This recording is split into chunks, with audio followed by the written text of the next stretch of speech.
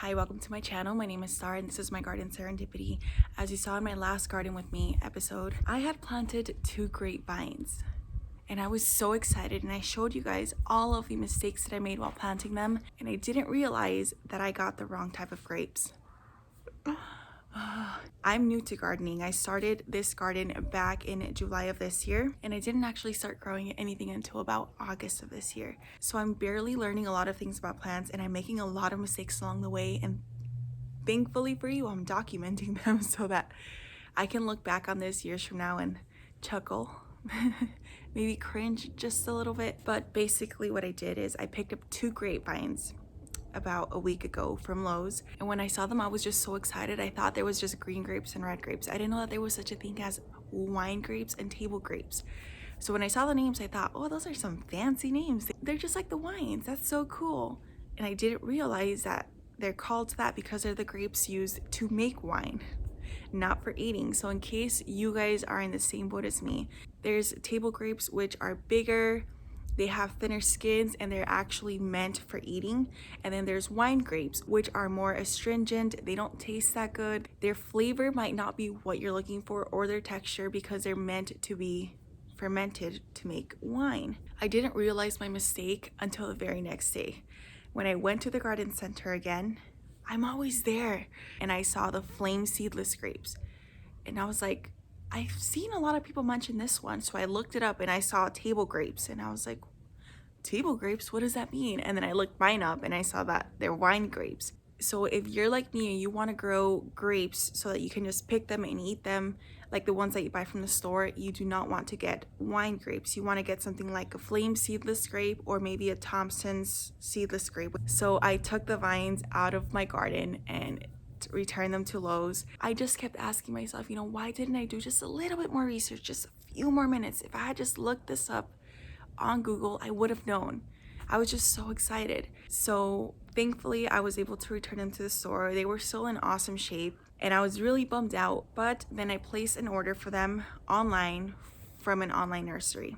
I also bought a few more special plants for the garden, and I can't wait to show you guys once they get here. They'll be here within the next week. Now that I have come clean about that, it's time to get into today's garden with me. In this episode, I want to harvest a few things, I want to prune a few things if possible, and then add support to a few things if necessary. So this baby right here has been growing for several months now. At first, I didn't think it would make it because it was a really weird shape, and there was a bit of black at the bottom that looked like end root rot, right? Is that what it's called? It looked like it was rotting at the bottom when it was still very small, but it kept on growing, so I figured I'd just let it do its own thing. And it's about time I harvested the tendril. So I always wait for the little curly Q tendril to dry up, and this one has been dried out for probably over a week now. And I've harvested every other watermelon early, so I wanted to make extra sure that this one was actually right before I cut it off. As you guys can see, I had a little makeshift hammock, which is not really supporting anything at this point. It looks so tiny, but you know what? It kept the watermelon from falling off for a while. So this is what I was talking about. This started forming back when the fruit was still very small. So for that reason, I thought it wasn't going to make it, but it still kept on growing. So I figured I'll just cut off that part and we'll see what it looks like on the inside. And I'll try to collect some seeds from this one. I collected some seeds from my crisscross watermelon. So this will be my second fruit to collect seeds from. The reason I'm doing that is because I want to save some for next year. And then also I want to be able to share some with friends and family because, it's pretty cool to collect your own seeds. I'm here trying to fit it into my harvest basket. It's not fitting. That's fine. Now, as you can see, this is my second Charleston Gray watermelon.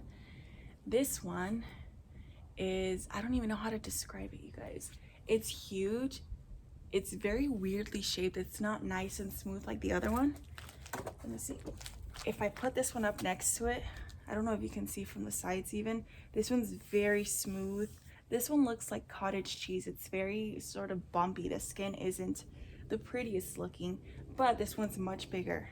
This one's wider, this one's just longer. I noticed the other day that the little curly Q at the very top is starting to dry up, so maybe in about 2 more weeks, it's gonna be ready to harvest. I feel like this one just went by like crazy. Just started getting huge out of nowhere, and I thought I'd have to wait several more weeks, but I guess not. So I can't wait to show you guys when I finally harvest this little tamale. So in one of my previous videos, I just started going scissor crazy. I don't know who I thought I was, Edward Scissorhands, but I started cutting off every single leaf basically off of this little zucchini plant. The reason I did that is because I had seen Laura do the same thing and hers just bounced back. Although now that I think about it, I don't know if she actually cut off every single leaf, and I did cut off every single leaf. So a few days went by and I noticed it starting to shrivel up, and I kept thinking, that's fine, it's gonna bounce back, I don't have to worry about it. It's dead now. Just in case you're thinking about doing what I did, don't do it, okay? Don't cut off all of the leaves, because then the plant can't keep itself alive. Look at this. It's all dried up. There's no more leaves on it. This one, on the other hand, I had a little bit of mercy, and I thought, you know what? I'm going to leave a few more leaves, even though they don't look the healthiest. I was going to cut them off, and then I changed my mind, and now look at it. It's still alive. It's not doing the greatest. It's hanging in there. But I definitely learned from my mistake. So what I'm going to do with this one is I'm going to cut it off.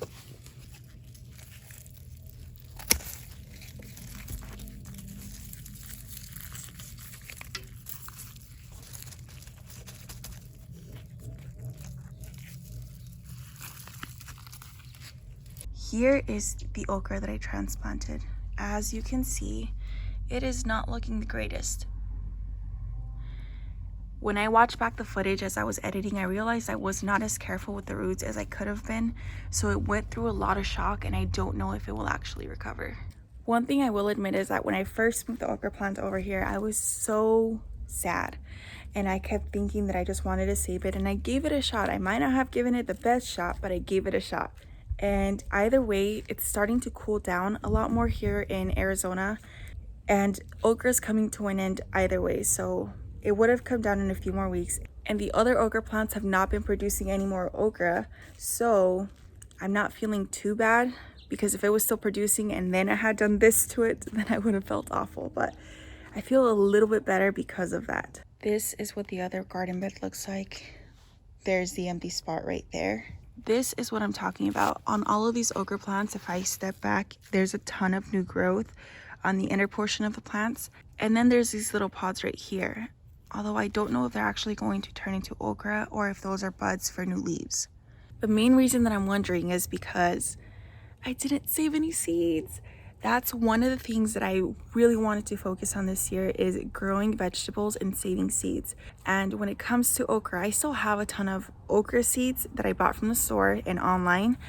But I think it's so much more cool when you save them yourself, because you know that it came from a fruit or a vegetable that you grew. And I had left one okra pod a few weeks ago because I thought, this is the one okra pod that I'm going to save seeds from. And my daughter cut it off with her bare hands. How do you even do that? Okra is so hard to cut off. I always use clippers, but she came in here and she just snapped it off, and she was like, I picked an okra. And I was like, that was my okra for my seeds. So now I'm just hoping that they're going to produce at least a few more so that I can leave some on the plants and save them for seeds for next year. I mean, I can't even be upset about that, because she was so happy, and she's always out here looking to see what can be harvested. So it's not her fault. She didn't realize I was saving that one. And either way, part of me feels like those little pods are going to turn into blooms and they're going to form more okra, but I might be wrong. Either way, I still have more seeds and I can try again next year. So here's something else that I wanted to show you guys and talk to you about. As you can see here, these are obviously cabbage seedlings all across here. But then as I come over to this side, I have some onion seedlings. And you can tell they're onions because they're really long and thin. And I feel like I just know these are onions. Over here, however, I thought these were all carrots. And I know I need to go in and thin them out. But I was like, oh my gosh, so many carrots are popping up. And then I realized that in between them, I have more onions, which is cool typically. But I wasn't expecting onions to be there, because I actually tossed some onion seeds down here months ago when I first started these garden beds, and it wasn't the right time for them. It was way too hot. They weren't germinating, they weren't sprouting, and I thought, okay, those seeds were not good. Let me start over, let me rearrange things, and let me put carrots here. And now that the temperatures have cooled down, onions are popping up. So I have onions in between carrots, and should I just thin those onions out? Should I just leave them there? I don't know what to do. I can leave them for a little bit and then harvest them as like onion tops, right? Onion tops, or like the little skinny ones. And that's a mistake that I feel like I've made a lot here. It's why you guys will see a lot of tags inside of the garden beds, is because I'm scared now that something that I sowed a few months ago is just gonna pop up one day and I'm not gonna know what it is. And this way I can at least have a good idea of what I sowed there before. I do have some charts though, so I can also utilize those, but I just didn't know they were still alive. Also, before I leave this garden bed, let me show you my little eggplant. This is a Black Beauty eggplant, and I am so happy with this, you guys. I sowed actually a row of these when I first started this garden bed, and only 2 of them made it. There's a little one right there and this one right here. I'm gonna have to thin the little one out because I don't think I can move it. I don't want to disturb the roots of this one. It kept getting burnt by the sun and wilting and looking like it wasn't going to make it, and then it just kept being resilient and coming back and coming back. Look, there's an actual flower starting to form, so I might just get an eggplant from here, which I'm so excited about because I love eggplant. I just never buy it from the store because I feel like it's a little expensive. So if I harvest an eggplant from here, I will most definitely be saving seeds. This is the little eggplant that could. For several videos now, I've been mentioning this leaf curl right here and how I was freaking out about it and I didn't know what was going on. The reason I was worried is because that's happening over there, but then over on this side, the leaves look great. They're nice and dark and they just look really healthy. I'm thinking now that this is just all new growth and it's very tender, and that's why it looks like that. The color is a little bit different, and the curling of it might just be due to the temperature here in Arizona. I'm getting to a point now where I'm not as worried about this little tree as I once was, and the reason for that is because I've been watching a lot more channels from other gardeners here in the desert, and their little orange trees look sort of similar and they're not too worried. They say that this is normal with them, with the sun and the heat, but citrus trees grow amazingly here. So no matter what, I feel like it's going to be okay and it's going to make it. And maybe I'm just being like a new mom, you know, like when you have a baby and every single little thing worries you. I feel like that's how I am with my trees. I just see one tiny little spot and I'm like Googling, what is wrong with my tree? Is it going to die? And realistically speaking, they're not always going to look perfect, but as long as they're still alive and there's new growth, I feel like they're going to be okay. And I think that's what was just happening with this one. It's just new growth, and I was freaking out because it didn't look like the old growth. I feel like I love it so much that I worry about it. You worry me, little guy. And I feel like it's doing good. I mean, look at this. This is looking amazing. This is just probably new growth, but it's looking good. It's looking great. We're gonna be okay. I need to insert footage of what this bed looked like just like 2 weeks ago, because look at this baby. It is so green and full, and it just makes my heart so happy. These Detroit dark red beets are my favorite seedlings so far because of the red stem and then the green tops. It just looks so beautiful. And then these radishes right here are looking incredible. I can't wait to harvest some. You know, I haven't always been the biggest fan of radish just because I only ate them with like 2 different dishes, without actually just one dish with menudo, I think, or pozole. They would cut it into slices and you would just toss them on top of your soup raw and you would just eat it that way.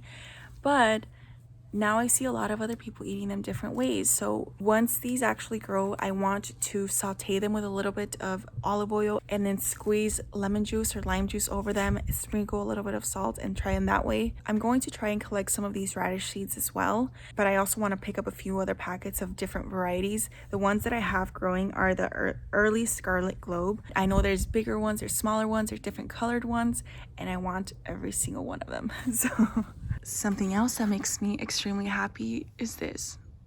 Look at that, it's a new bud on my Don Juan roses. I feel like these never went through an alarming stage where they were in shock and I was worried about them. I feel like ever since I put them into the ground, they've just been doing amazing. There's new growth on them and they are just so healthy right now. They look great. On this other trellis, I have my sugar pumpkins. Look at these.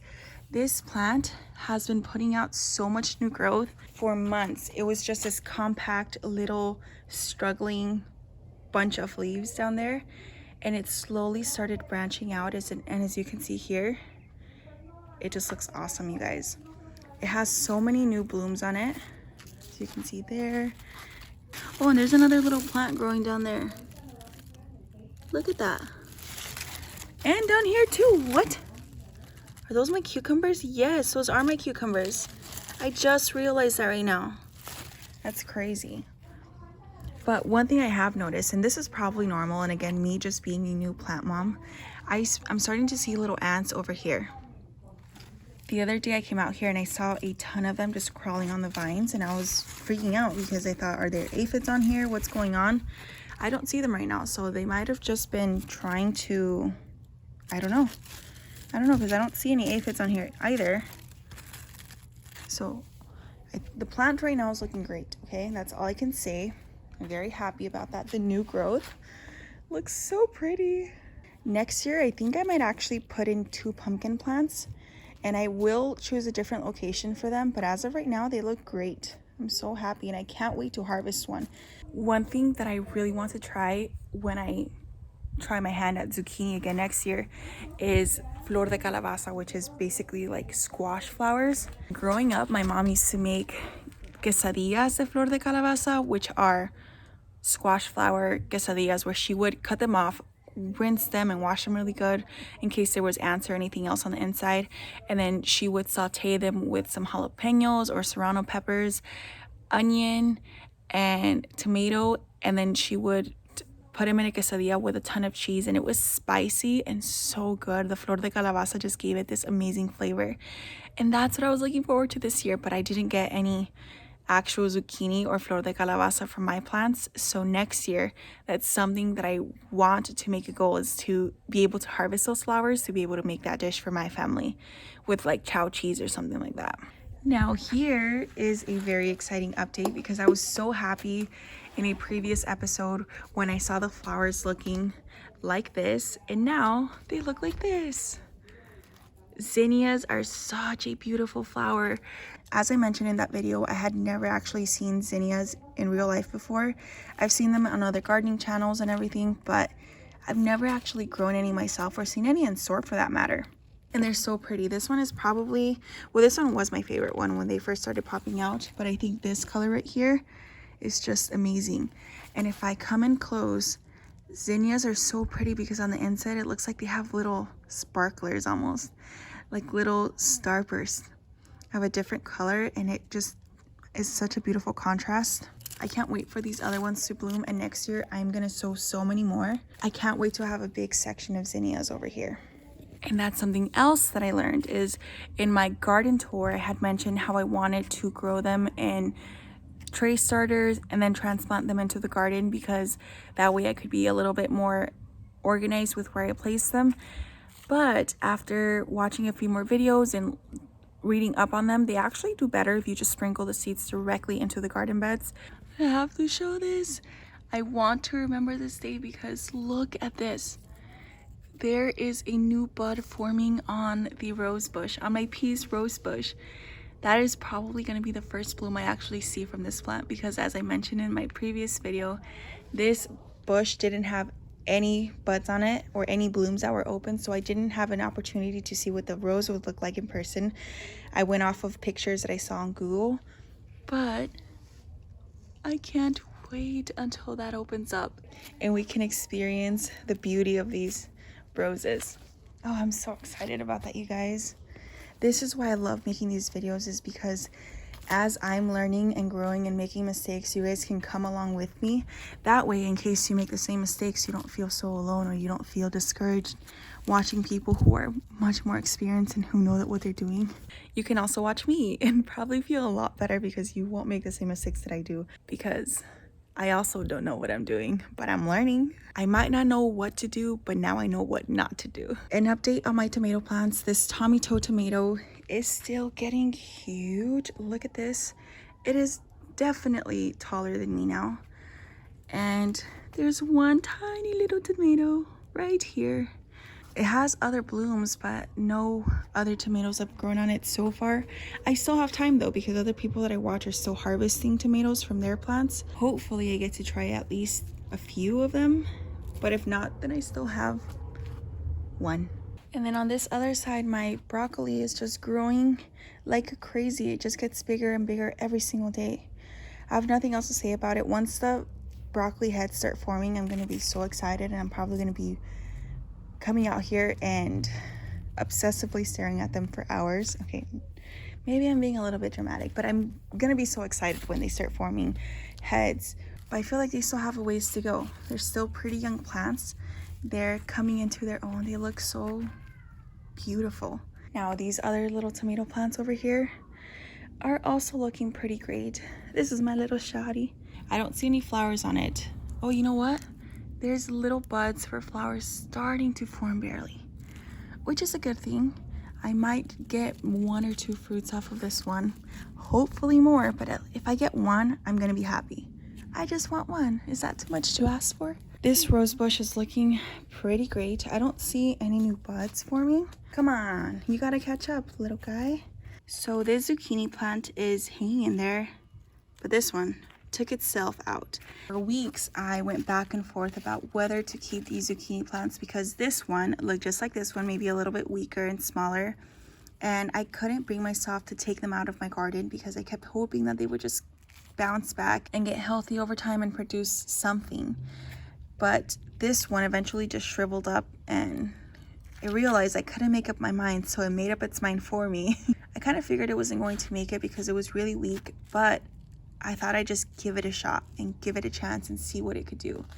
This one, on the other hand, seems to be bouncing back a little bit. It does have some new growth and some little buds in there that I think are part of the vine that are still going to form. Do something, anything, please. I also wanted to show you my trays. So here I have a bunch of flowers growing. Pretty much everything has sprouted except for these 2 back here.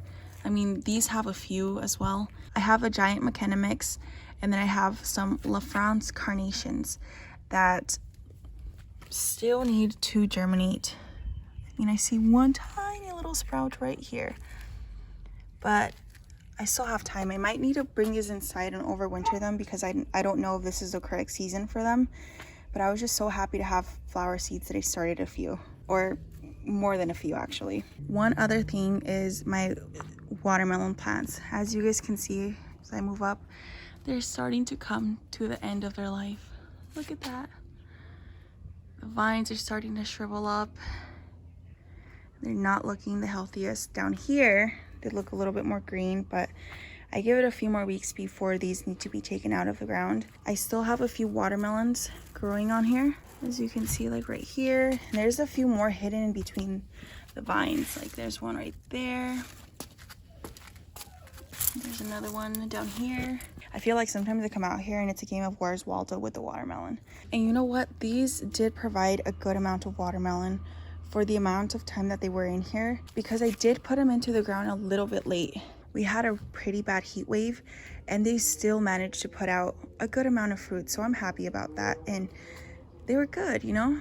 I'm happy to put these in my garden again next year. This is a part that makes me really sad, but also very happy because they were some really good watermelon plants. You guys should be proud of yourselves. One change that I might make next year is instead of putting the watermelons on these trellises, because obviously the grapes are going to be here, I might actually put them in some grow bags. That way they can trail along the floor on the grass portion of the yard. That way I don't have to worry about trellising them, and they have a bit more room to spread out and do whatever they want to do without me manhandling them a little bit too much. I'm not sure yet though, because I still have room on these other trellises, and I know the grapevines are going to take a while to reach their maximum length. So I might still grow some watermelons on the trellises. I'm not sure. We'll see when the time comes. As for these sunflowers, these are going to come out soon as well. These mammoth sunflowers, they are not going to put off any new heads. The leaves still look okay. I mean, look at them. They're still pretty healthy, but they just have no sunflower head, and that's the main reason that I grew these for. when this happened and these got all droopy, I did get a little bit discouraged, and I told myself that I was not going to grow these again. I think I might have even used up all of my seeds planting these, because I thought, well, it's fine if I use up all my seeds. I can just save one sunflower head and get hundreds, if not thousands, of seeds from that one. And that was not a great plan, because I didn't get any sunflower heads.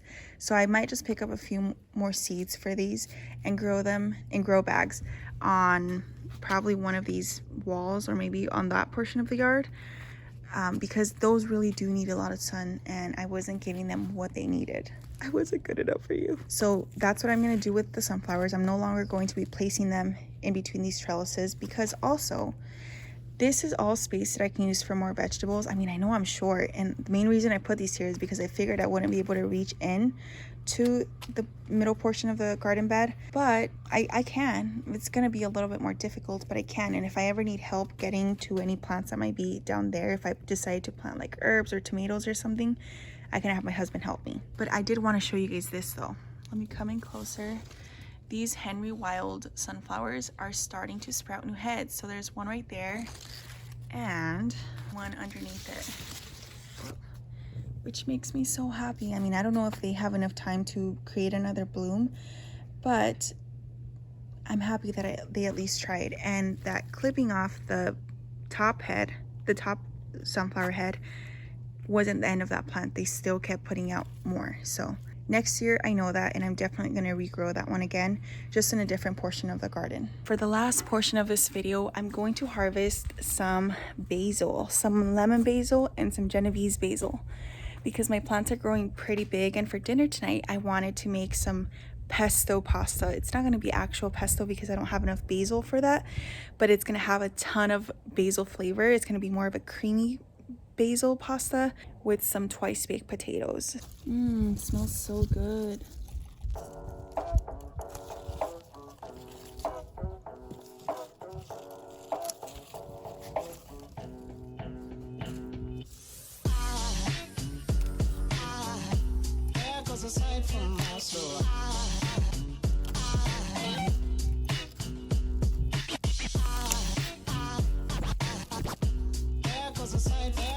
One more update. Look at these strawberry plants. They are looking so great. They still continue to grow. The leaves are looking nice and huge and fresh. If you're in zone 9B, or if you live in Arizona and you happen to come across any strawberry plants, pick them up, because right now is the perfect time to put them in the ground for our zone and our state. So I know for a lot of other people, they've already had their strawberry harvest, but for us, this is just the beginning. This is when you want to get these in the ground. Okay. Oh, I'm actually really sweating out here. So this is what my harvest basket looks like today.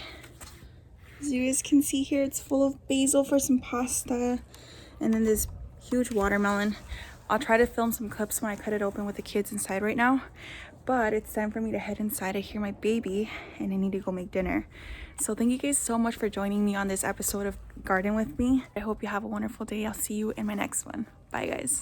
All right, you ready to see this? Look at this. Okay, you want to try it?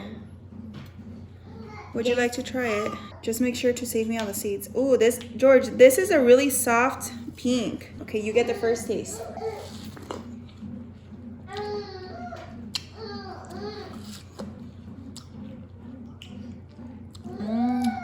Yeah, I would give this one like a 3 out of 10.